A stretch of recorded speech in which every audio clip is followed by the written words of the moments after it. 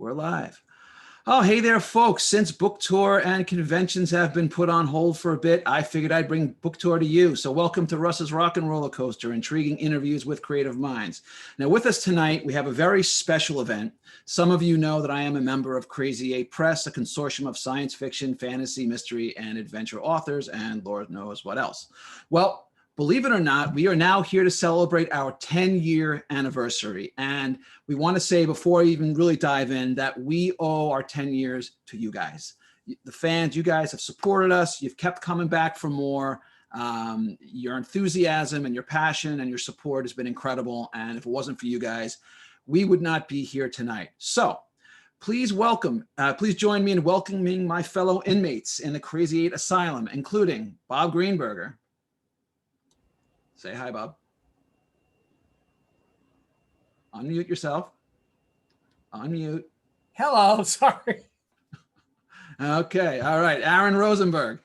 Hi, nice to see everybody. All right, we got Mary Fan. Hey, y'all. All right, we got Paul Kupperberg. Hi, everyone. We got Glenn Hauman. Hi, folks. All right, we got Peter David in spirit. And then we have Peter here. And last but not least, we have Michael Jan Friedman. I might be least. We're not sure about that yet. Well, it's always tough to tell what you. All right, so just as a heads up for the folks at home, we're going to be using the chat box quite robustly tonight. So feel free to chime in with comments, questions, and other shenanigans. And the other inmates of the asylum will be manning that nut box. All right, so since this is in fact our 10-year anniversary, we wanted to take a few minutes and go back to the beginning and share the story of how Crazy 8 Press even came to be. So I'm going to turn this over to our spiritual leader, for better or for worse, Michael Jan Friedman. Probably for worse. Anyway, and thanks, Russ. Thanks for setting this up, and thanks for being part of the group. Probably, I guess it was about 12 years ago, I started seeing changes in publishing. Contracts were getting smaller, fewer and farther between. Other media were eating our lunch, video games, computer games, the internet. There was a lot of competition out there, and I was getting worried. So on one hand, we had these problems. On the other hand, we had some advantages that we'd never had before. We had the means of production that had always been strictly in the hands of the publishing companies. We could make books. We could make our own books. We had the means of distribution. We could send these books out, and we could do it electronically as well. So we had some advantages we'd never had before. And I was concerned because I saw the possibility that we could lose that relationship between the writer and the reader. Because really everything else is great, but we don't need it. We don't need it. The quintessential relationship is between the writer and the reader. And I was worried that could go away if we weren't careful. So I started bending people's ears, mostly Bob, I think. But if you look closely, Bob's ears are bent, and that's because of me. I kept talking to him about how we should go directly to the reader, and that we could. And Bob kind of gave me a cookie, told me to go away numerous times, and he wasn't the only one. But I saw that this was something that we had to work on, and I talked and I talked and I talked, and finally one day at Shore Leave, which is a convention that we all attend in Baltimore, I come out of the bathroom, and there's a bunch. It was scary, let me tell you. There's a bunch of writers waiting for me as I come out of the bathroom, and Bob among them. And Bob said, "You know what? I think we're ready to listen." And it didn't take much because once I gave them the pitch, they all saw not only what I saw, but probably a lot more in a lot of different ways. Because it's a talented group, and they all have, we all have our own talents, our own ways of looking at the industry, and our own ways of facilitating the publishing and distribution process.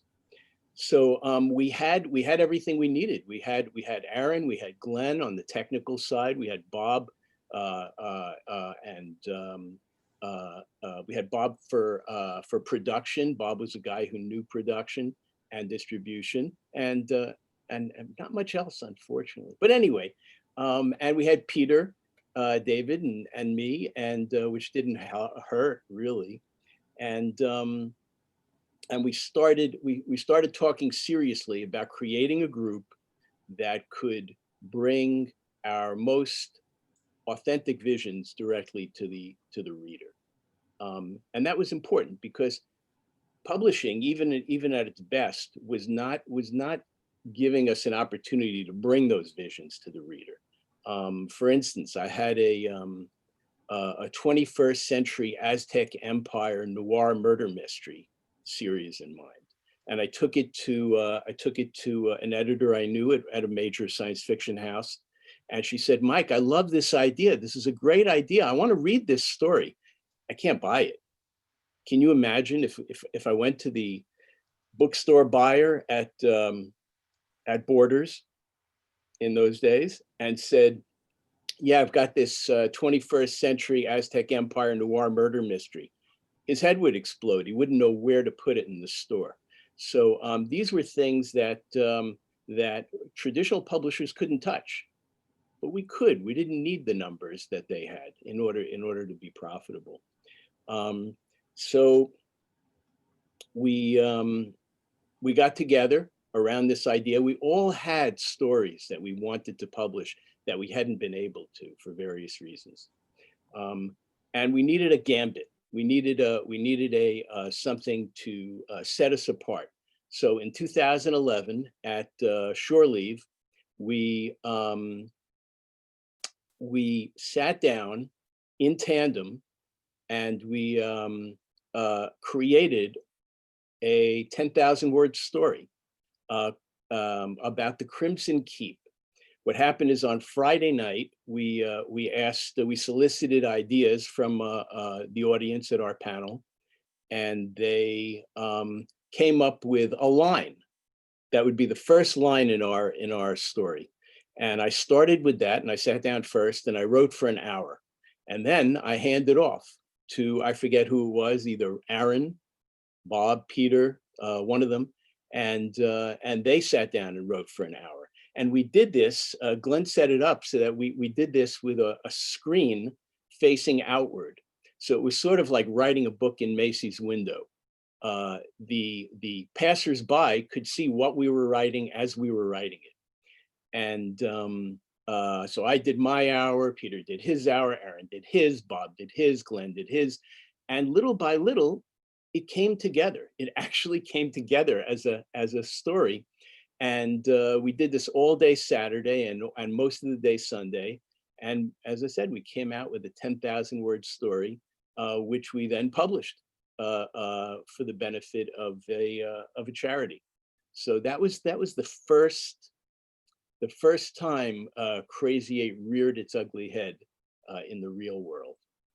And then we went on from there, Russ. We've published, I'm going to say about 40 titles at this point. We have about 40 titles. Aaron says yes, so okay, good. No, it's more. Oh, Aaron's pointing up. More than 40. How many? About 100. Okay, 100 titles that we have on our website, and we've all done what I think is our best work. So I'm proud of us, and I see only better things in times to come. Well, it was certainly, well, we're glad that you had that. We're glad that you had your vision and that you were willing to come out of the bathroom and share it with the rest of us. Hopefully you washed your hands before you did so. All right, Bob. So that kind of brings us up to speed. That's how we got here. So why don't you share with the folks who are watching a little something special that we have for everybody? I think it's donuts. Oh no, that's what Paul brought. I'm sorry.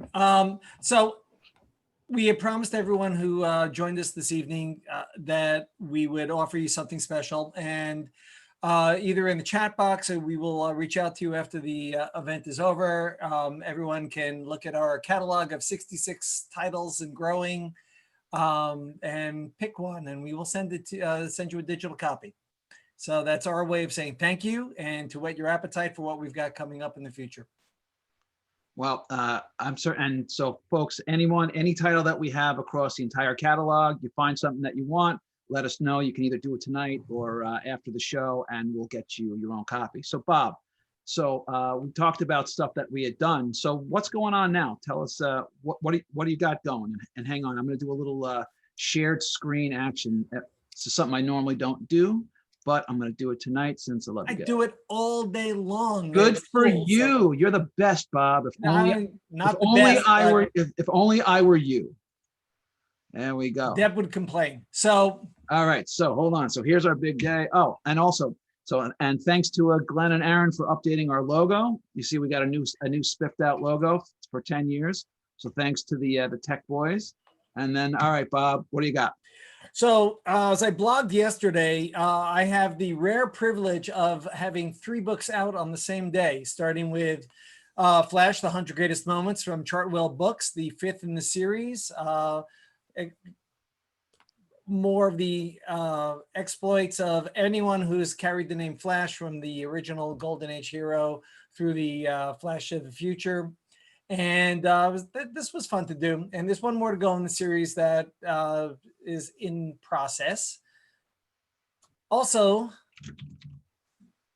coming next, also out yesterday. If we flip the screen. Oh, sorry. So this is the weird one. Paul Anthony Jones was writing a trilogy called This Alien Earth, and Aethon Books was publishing it, and he was getting really terrific response to it. Unfortunately, he contracted cancer and died shortly after the publication of the second book in December. And in March, I was asked to step in and finish the trilogy for him. The challenge was he left no notes behind, lots of questions, no answers, and I had to do some research through the 2 books. There were just a couple of scribblings of notes he did leave behind, but no answers to the key questions. So I spent May working on answering those questions, and then I spent June writing the book, and it came out yesterday. So that's speed for you. And then the other one, okay, there's one other. I've got an essay in a collection from ATB Publishing, Outside In, Trust No One, which is a collection of, oh, there it is. Collection of essays about not only the X-Files, but Kolchak the Night Stalker, which was Chris Carter's claim for the inspiration for X-Files. And I have an essay in there about The Night Strangler, the second of the 2 movie of the week that prompted ABC to go to the weekly series. Anyway, the other image that Russ flashed, Thrilling Adventure Yarns. We did one in 2019, and we had tremendous positive response, and people wanted a sequel. And I wanted to do a sequel because I had a lot of people say, hey, I want in. So I started putting the wheels together, reaching out to people, bringing back the Crazy 8 gang, as well as a number of people who were in the first volume. And then I invited more friends, such as people on the chat tonight, including Kelly Fitzpatrick and Heather Hutzel. We have a Kickstarter to back this so we could pay the writers and the artists and the book designer and all. The hope was to have it ready for today so we could be synchronous, but Kickstarter is a day late and $1 shy. So we'll probably be launching tomorrow. Look for all the social media to ballyhoo this, but it's about 25 stories, all new across all the genres. Gary Carbon did this lovely cover based on a Paul Kupperberg story, and we're gonna have some fun. All right, nice. So PK, what do you got? Well, first, yep, I'm unmuted. Okay. Yes. Hi. First and foremost, I have an exciting announcement for me. This book is 15 years in the waiting. I wrote it in 2005. Justice Society of America, Ragnarok. And it was supposed to be published by iBooks, which went bankrupt literally the week the book was to go to press. And it has languished in limbo ever since, which is appropriate because a lot of the book is set in limbo. Anyway, I have finally come to terms to be able to put out an edition through Crazy 8 Press of this long lost classic. Very nice, very nice. And I think we've got and let's see who else. That's what. There's more. I'm also going to be wanted to remind people. You could take that down and show me. Yes. All right. Well, we have last year we published Biff Bam Yow. No, we published Zlank Zak Zowie. Sorry, these titles are difficult to remember. Which is edited by my pal Jim Beard, and it's an episode guide to the classic 1966 Batman TV show. And it's an essay, one essay on each story arc for season 1. And we are preparing for late 2020 and early 2021, Biff Bam Yow Volume 2, taking a look at season 2. And there's some Crazy 8 writers involved in this volume, and including myself. I wrote for Volume 2. I write an article about Julie Newmar and playing Catwoman on the show, based on interviews I did with her. So it's an interesting read if you like Batman 1966, and who doesn't. And lastly, on a personal note, because this is all personal, I also I neglected to send a cover for this, but this year I published Paul Kupperberg's Illustrated Guide to Writing Comics, which is a how-to book published by Charlton Neo Press, and is available on Amazon. If you've ever wanted to write a comic book, here's your chance to learn how. All right, right on. Okay, so Aaron, you're up next, and hold on, let me go back to the screen, and you can let us know. Whoops, what did I do here? Sorry. Do I have it? Give me a second. A little technical snafu. Give me 1 minute. I gotta find what I did with my, just give me a minute. You guys yammer while I find this. Probably just minimized. Yeah. You get to yammer now? All right. Well, Go ahead. You yammer while I look. Sorry. Well, I was going to say we hadn't had a chance to mention this, but we know Peter couldn't be here tonight, but we have his proxy right here. This does look just like him. Yeah, I know. I mean, it's right there. It's got, pad right there on the forehead. It's, it's autographed, and, it's yeah, it does look like him. I mean, eyes, nose, bald, More alert. black. Yeah. It obviously looks like Peter. Sure. All right. Well, I'm glad that he is appropriately represented. So now we're going to go back to, let's see if we can, there we go. There we go. All right. So hang on. And all right, Aaron, what do you got? So this is my latest book, Death and Silence, which will actually be out next week. This is the third in the Time of the Phoenix series. So some of you might remember the first book, which is called For This Is Hell, which came out a few years back, written by me and Steve Saville. The second book, which is called One Haunted Summer, came out last year. And this is the third. There'll be one more next year, at which point they'll all be collected into print. In this one, the Phoenix, the immortal avatar of humanity's creativity and passion, is in the 1920s in Hollywood. It is the silent film era, and he is stalking a killer who is in turn stalking many of the industry's talented young women. And the Phoenix begins to suspect that the killer may in fact be someone who is rather a visible presence on screen. You may figure it out from the image, but he starts to suspect, and he goes in for the kill. So it was a lot of fun to write, and I'm having a great time taking the Phoenix through the various eras. So, and I'm trying to match up my covers to the appropriate eras. So this one's patterned after a silent movie poster from the 1920s. right. And when's that out? That is out next week. All right. Excellent. Okay. And then there's what else you're going to tell us about, about one other project, correct? Yeah, so this is Progenitor, which, as has been mentioned, Crazy 8 occasionally, brings in other people, some of our friends. We help publish their work as well because we are an author collective. And as Mike said, our whole goal is to try to, get good books out to good people. So this one is a friend of ours, Chris, who is on the call, I believe. And this is, Mike sort of brought this to us, and Chris felt it needed a home and felt that Crazy 8 was a good home for it. We all agreed. So this is a science fiction horror novel. It is set in the 1950s, Chris, am I correct? I might get the years wrong. But it's, alien invasion. The entire world is in chaos. 40s, there we go, thank you. That's why I was hesitant on the 50s. Basically, it's a group of soldiers and civilians who are trying to survive in a state-of-the-art maximum security facility and trying to deal with horrors inside and out, basically. As the person who did the layout for it, I can tell you it's a fun read. There's a lot going on in this book. So, and you can see from the cover, it's a thrill ride. So this will be out November 30th. We're going to be releasing it both EPUB and print, and we're excited about it. All right. So next up, and I want to give everyone a warning.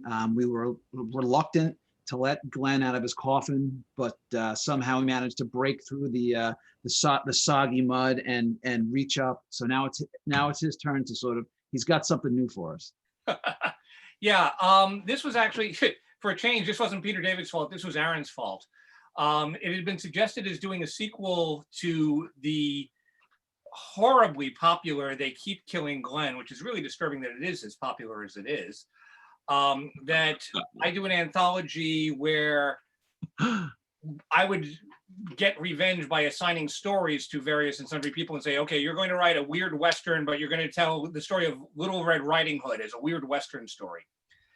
And we were playing around with this, and then we saw that the nice people at Skybound Games had come up with a game called Pitch Storm, which you can see some of the samples here, where basically the author, a game of either horrible or / awesome story ideas, originally for movies. But the idea would be something along the lines of, as you take the various players, the player would play either a character card or a plot card, and then have to draw a random one from the, and then have to come up with a story that somehow works along that. And then halfway through, the editor or whoever would be sitting down and tossing out notes. So for example, if we take the Richard Bachman story, a feral child raised by apes battles addiction to prescription drugs, and we sit down and go, okay, so here's a crazy idea. What if the mentor of the story was really the villain all along? And you have to now incorporate that into the story. So the idea is that we're going to actually play these games live over the net in the next couple of weeks and get authors in, and we'll create the stories and then send them home, and you've got to sit down and write them and put them in the anthology whenever that ends up happening. So as I said, back from the grave, and yeah. And his ideas clearly show it. Okay, so Mike, so we know. So why don't you tell folks who didn't know about this one, just fill them in. Okay, sure. Well, this is the cover for Pangea 3.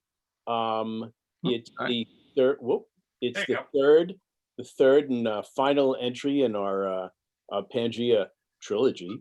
And Pangea is a world where mankind lives and always has lived on a single supercontinent. So all the stories spring off of that, and honestly, it got to be a very complicated tapestry by the third book. So the hard part for me as editor was just directing everybody toward an actual conclusion, and by dint of luck as much as anything else, and I guess the talent of our writers, we actually did come to a satisfying conclusion. So we kickstarted this successfully, and it's now available. It's in ebook form or as a trade paperback, as are the other Pangea books. So if you haven't tried this series, it's got some tremendous writing in it, and some folks beyond even the talent that you see here in Crazy Eight, some really good writers that helped us out with this. So that's Pangea. The guys you see behind me are, this is a detail from a cover of another book that I recently kickstarted. It's a series of, it's a collection of short stories that I'm working on called The Immigrant and Other Tales. So as you can see, these are immigrants. And as you can see, this guy right here might just be a problem. We're gonna say maybe. And The Immigrant and Other Tales has stories in the realm of science fiction, in the realm of fantasy, in the realm of superheroes. This particular story, The Immigrant, is a ghost story set during the Progressive Era. Takes place in New York City, and it's a different story. It's different. So you know, I hope in around about the first of the year we'll release this as an ebook and also as a paperback, and I hope you'll check that out. And the other thing that I'm starting to work on, you know, I mentioned the let's see, where do I have to hold this to make it? There we go. Yep. Oh, it's in, it's out. Magic. Hold on. Well, let's see if I hold it here. Yeah, there we go. Okay, well, you can see part of it anyway. This is Aslan. This is the book that the first book in the Mashla Kolua series. He's he's a 21st Aztec Empire noir murder mystery gumshoe, and he's an investigator for the emperor, and he solves crimes on behalf of the empire. I wrote two novellas that we collected in this first book years ago, and now we're coming out with another Mashla Kolua book, and that will be kickstarted around Christmas time, and will probably come out in about June of 2021. So that's my next project, and I know Blair will be excited to see that, because he's named his dog after the character. So which actually is quite an honor. So anyway, that's what I'm working on, Russ. All right, right on. All right, Mary. So why don't you fill us in? I think we should all have our copies by now, but take us through it. Yeah, so as a lot of you probably know, earlier this year, I kickstarted this year's anthology, Badass Moms, which is about exactly what it sounds like. There's, I forget, 20 or 21 stories in there, including, you know, 8 by the 8 of us. Mine is about an early 20th century circus artist. Wonder where I got that idea from. And yeah, like having edited it, I had to read all the stories like maybe 4 or 5 times each, and I didn't get sick of them. So they're pretty good, I think. And yes, all the Kickstarter rewards have been delivered, finally, at long last. All right, right on. Okay, and last but I suppose not least, there's me. So for those of you who don't know, so some of you have read some of my hard-boiled intergalactic private eye. Angela Hardwick has popped up in various Crazy Eight anthologies and in some of my previous books. She'll be in, I did a short in Badass Moms, and another one for Bob's Thrilling Adventure Yarns 2. She'll be back. And now she's got her own novel, Crackle and Fire, which posits, and for those of you who aren't familiar with her, so I kind of think of Hardwick as a cross between Doctor Who, Blade Runner, and Philip Marlowe. In this one, she is hired by an accountant to track down an intern with some stolen corporate files. And along the way, she winds up getting embroiled with dueling gangsters, very angry protesters, and a lunatic from Earth who turns out to have some galactic ambitions of his own. I had a blast writing this. I'm actually writing book 2 right now. The plan is for me to do one novel, one Hardwick mystery a year for the next several years. So it's going to be all Hardwick all the time. And I want to point out something that for those of you who don't know, so at the end of this book, I actually included a bonus short story called The Case of Jarlow's Buried Treasure. And it's actually about an AI who has been accused of murder, which he did or did not commit. And in fact, I did a reading on it today, in fact, and I posted it up on YouTube, but I'm going to share it for you if you guys want to get a sense of it. And I've also done some readings from Crackle and Fire as well, which I'll be sharing around again, and I'll encourage you to check it out. So if you like sci-fi mystery, I will really encourage you to go for it. The early buzz has been it's been blowing me away. I got to tell you, the enthusiasm has been spectacular. I've been really excited about it. All right, and beyond that, so I know you guys are seeing me here on the show. I've been doing this since the summer, and I'm going to be continuing it through at least the spring. And just so you know, for the next couple of weeks, just a couple of themes that I got coming up. If any of you guys have watched the Netflix show Manhunter, about the creation of the FBI profiling division, that's based on the book Manhunter and the author Mark Olshaker. I'll have him live on the show next week, so I can't tell you how excited I am about that. And I'm going to be doing a panel on Batman. I'm doing one on Blade Runner, and I'm doing for Halloween for October 28th. I'm doing a special. It's a little outside my wheelhouse, but I'm doing spooky stories. So for anyone who's looking for a little spooky, ghoulish fun, that'll be coming in October. Okay, so now that you know what we're up to, it's time for it's that time of the show where we, and I know some of you have seen this before, we're going to spin the wheel. All right, on the wheel are 7 possible categories. Wherever it lands is whatever you get. The categories are Stranger in a Strange Land, Music Lover, Space Meal, Quantum Leap, Cigarette Smoking Man, Galaxy Quest, and Hello Earthlings. All right, we're going to go in As an long order. as I don't have to kiss Mike. Well, Again, on camera. whatever you get is whatever you play. That's the deal. You knew that going in. All right, so who's up? I have this on a random order. I'll be with you 1 second. What do I got? Who's up first? And it is going to be, who did I select here? I have all my stuff written out. All right, Aaron, you're up first. You ready? And if you get a repeat from last time, don't worry, no duplications.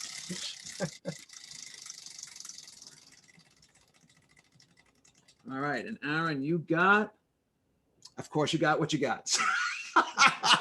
All right, Music Lover. What's one piece of music or song that no matter how many times you hear it, you never get sick of it? Yeah, of course. You'd ask the one person who doesn't listen to music much. That's always good. One piece of music. I don't even know. I mean, pretty much anything by Fall Out Boy. Let's just make it easy. Okay, there you go. Way to dive in. All right, PK, you're up next. Go. Go. Come on, Vanna. Come on, no whammies. All right, Galaxy. Big money. All right, so Galaxy Quest. Galaxy Quest. Now, this is a new one. So, a rabid fan base has stumbled into a crisis featuring the real-world iteration of the supposedly fictional series they love. You can't pick Star Trek because they already did it. Which series and fan base would you like to see get the Galaxy Quest treatment? I guess Alien, because that way I could watch the little fanboys get eaten. That's the spirit. All right, well, okay. I guess you guys better get your free ebooks while you can. All right, way to show the love for PK. Okay, Mike, you're up next.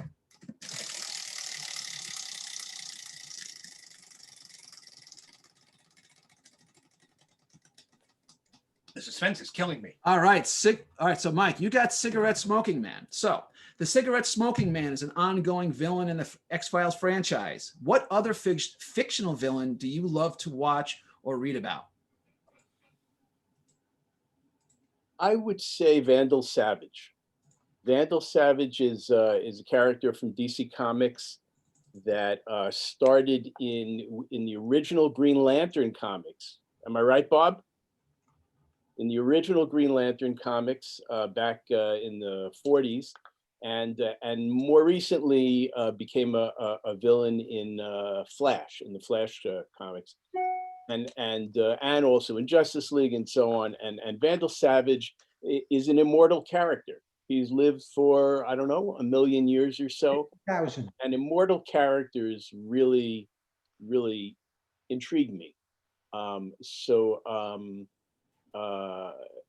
That I would say Vandal Savage. That's, you know, I think he's got lots of possibilities as a villain. All right, you ready? Bob, you're up next. All right, and no duplication, so don't worry about it. Oh, what do we got? Quantum Leap. Okay, so Bob, you've volunteered to step into the Quantum Leap Accelerator, only you get to pick where you go and when within your own lifetime. What's your destination? Man, it would help if I've actually seen the show. In my lifetime, figures you pick, you know, the third oldest one of the group. You could stop the Lincoln assassination. No. Too soon for Lincoln stories. Too soon for Lincoln stories. You know, there's a part of me that would want to be where there was some major cultural action going on. My first thought is it would have been something like Woodstock, but I don't think I would have been inhaling, so I wouldn't get the full experience. Actually, I'd be in Mission Control in 1969. Oh, right on. So you would be in the booth. Yeah. Right on. Okay. Okay. You ready? So Mary, you're up. All right. What do you got? And you get, let's see, you've already done that one. We're going to go one over. Okay. Space Meal. Okay. So, hold on. Anything like Space Pants? No. Okay, so it's your last day on Earth. The aliens have come for you, whisking you away to the outer reaches of space. You get to have one last meal. What is that meal? Where are you, and who, if anyone, do you share that meal with? Be all-you-can-eat sushi, probably at one of the many joints here in Jersey, and I'd bring all y'all. Okay. Okay. Last day on Earth. All right, that just leaves the big guy. You ready? Uh-oh. Yep, go ahead. What do we got left? Dun, dun, dun. Okay, well, we did that one. All right, here you go. Hello, Earthlings. Hey, wait. That's No. I just went in order. because All right. Fine. An advanced race of aliens have landed on Earth. They haven't made up their minds about what they think of us. You have been chosen as our ambassador. What's the first thing you say to them? Is it true that you've come here to find our leaders, our elected leaders, kill them and use their hides as upholstery for your command chair? Really? Really?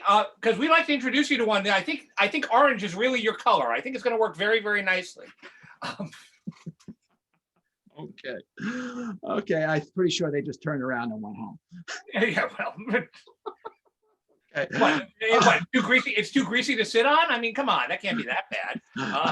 All right, so we've done the wheel. So we're all in the writing business, so now we're going to go to our advice column. Okay, what's the best and worst writing advice someone ever gave you or advice you overheard? Bob. Wow. The best writing advice I ever got. That's presuming I got any advice at all. That's actually a tough one. I can't even think about the worst advice because I probably have ignored it. I'm horrible at these sorts of questions. Mike, what did you tell me not to do? That must be it. I apologize for giving you the questions in advance. What did Mike tell him what to do? I Even I don't know what I told them to do. I thought yours was if you shake it more than 2 times. Never mind. The best advice I ever got as far as writing a story goes was that writing in many ways is just doing interesting lists, and it helped to be able to sit down and tell things. If you could just put most of your story down into 10 sentences or some number of a list, and then you can embellish from there, you've at least got the spine of the thing. It's the same way that we tell stories now about each other. Like, well, I got to tell them this part, and this part, and then go on from there. It's just how much do you want to embellish it from there? Okay. It at least got me over the hump. All right, what's the worst?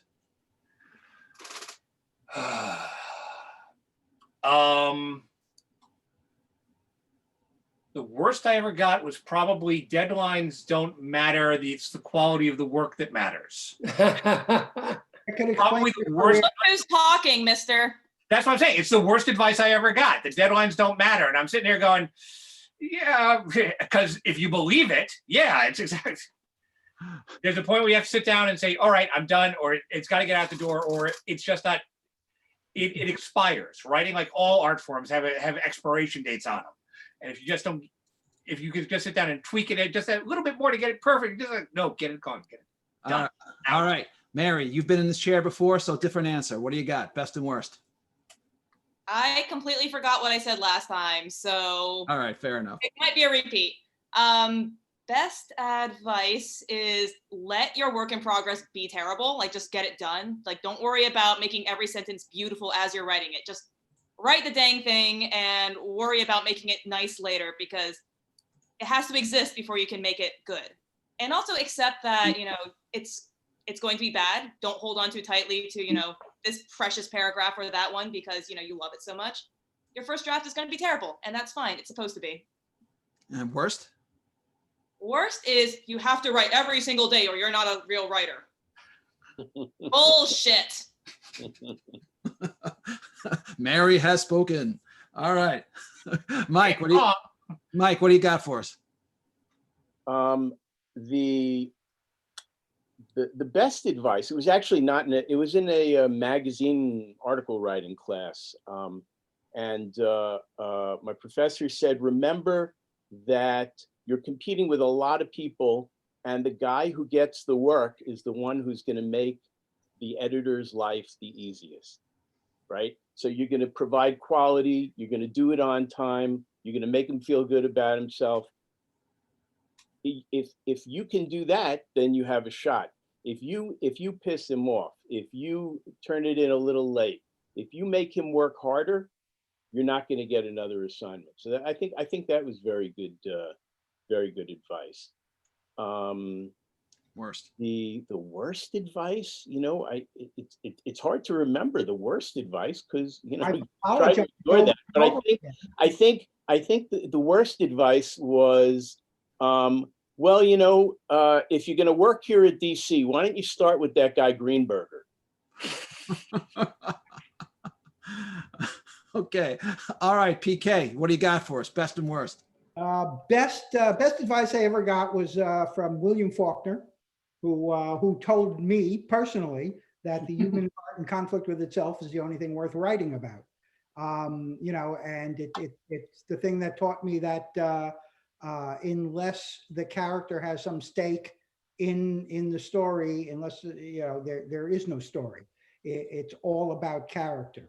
One of the things I noticed about new writers is they come to you and they say, I got a great idea for a story, and they tell you the plot. And when you ask them what the story is, they repeat the plot. And it's like, no, the plot is what happens. Story is why, that was, I think that's the best. The worst, Paul Levitz gave me the worst advice I ever got in writing very early on in my career.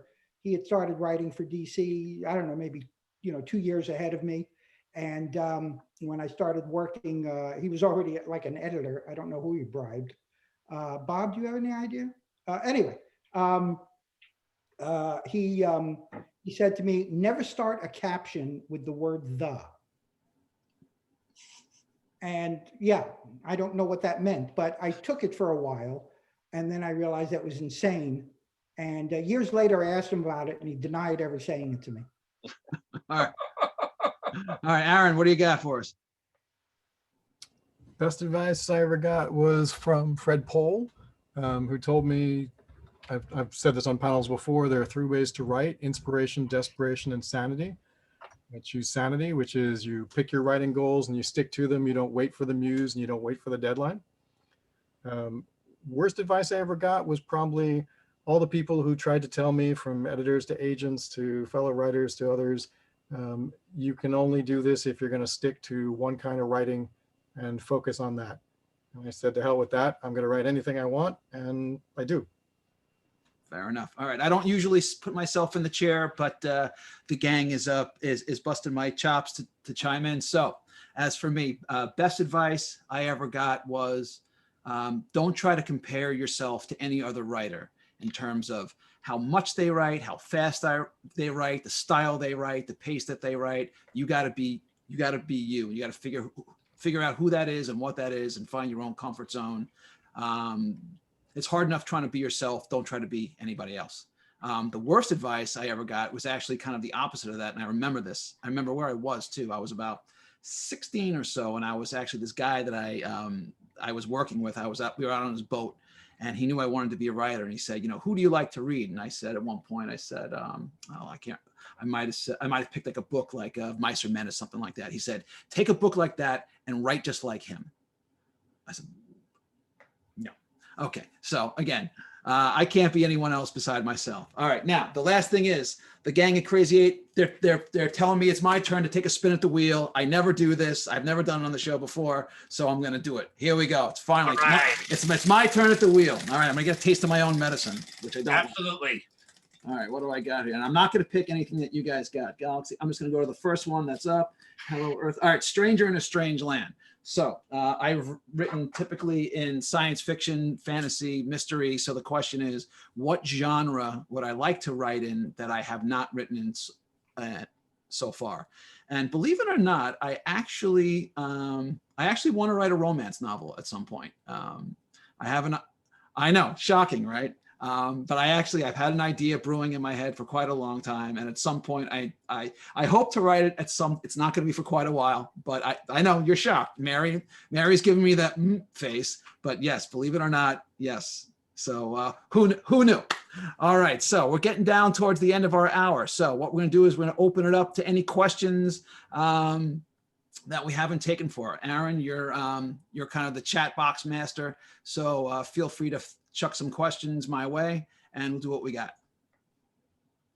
Yeah, so people have been having a good time in the chat, but we haven't had a lot of questions other than a couple of questions about films and things that we'd all been having some fun answering on here.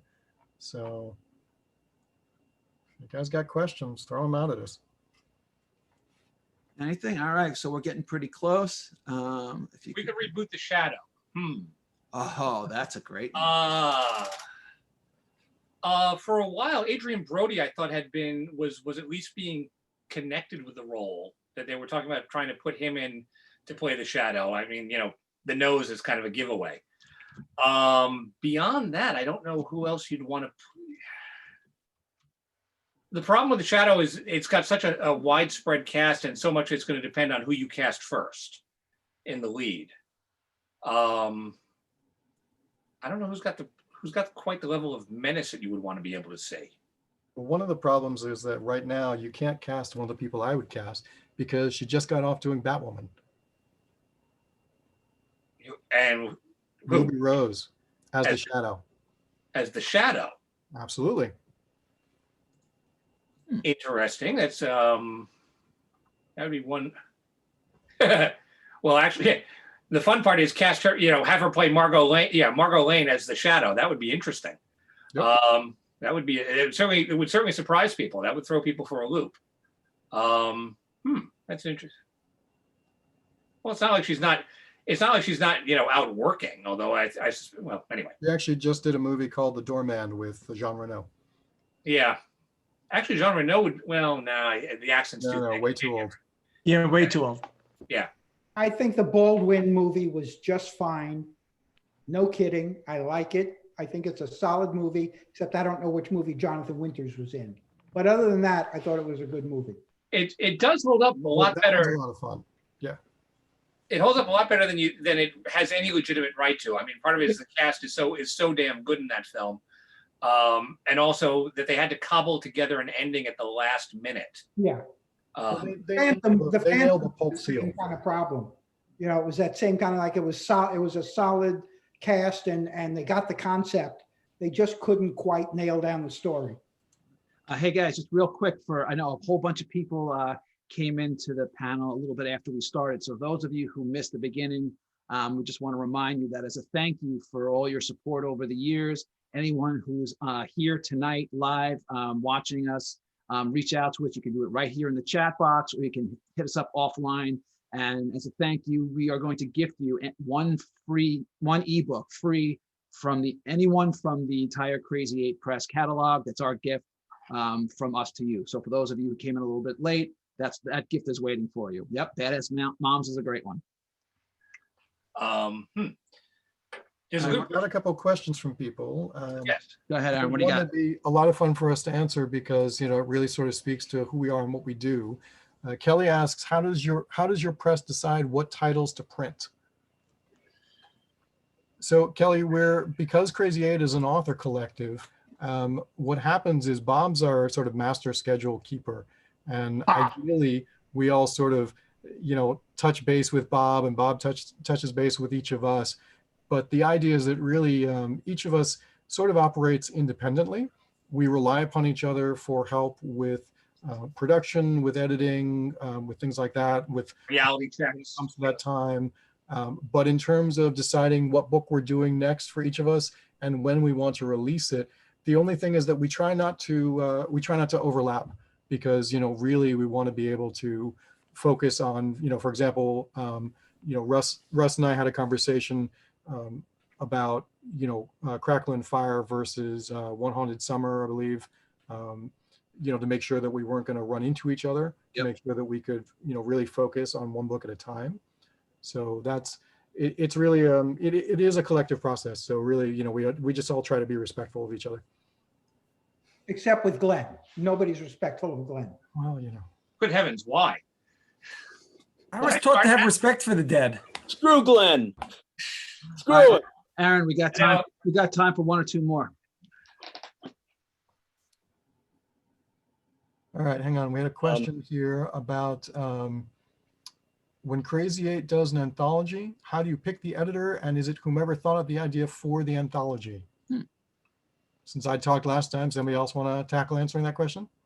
So basically, Short Straw loses and has to edit the anthology. Actually, it starts with each of us have our own ideas for what might make a really cool anthology. We started doing these built around all of us gathering in shore leave every July, and these have proven successful enough. We've kind of ramped up to shore leave in July and Farpoint in February. And so that's where Mary's Badass Moms came out in July. I've got Thrilling Adventure Yarns for February. Glenn has what? We'll call it the Pitch Storm, the Pitch Anthology coming next summer. Which should be next summer. Should there be a shore leave by then?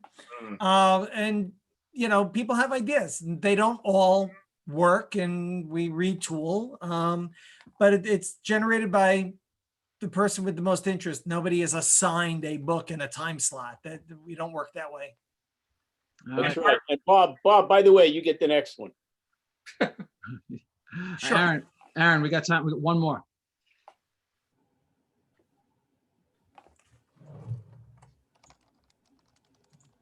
Scrolling through here. Well, I mean, Chris asks, what are the chances we can get all the C8 authors together on one panel at New York Comic Con when things normalize again? Chris, we'd love it. If you know somebody at New York Comic Con, feel free to tell them. It's a question for Bob here. Bob, what is the next DC character you'll be writing for a 100 Greatest Moments series? I just put that in the chat box. Given the 5 we've already done, there are a couple of obvious candidates, and it's neither of them.